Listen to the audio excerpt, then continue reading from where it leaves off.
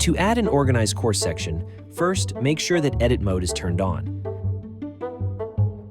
Once it's on, look for the Add section label.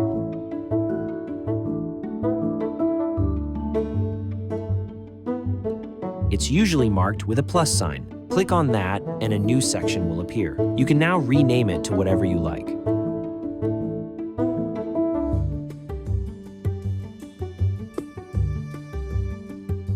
Next, you'll notice 3 dots beside the section title.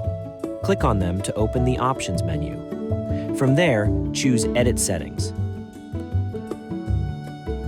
Here, you can add a description or any instructions you want to include for that section.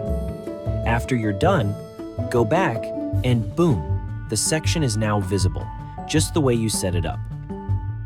You can also move it up or down to rearrange the order according to your preference. And that's it. You've successfully added and customized a new course section. Thanks for watching.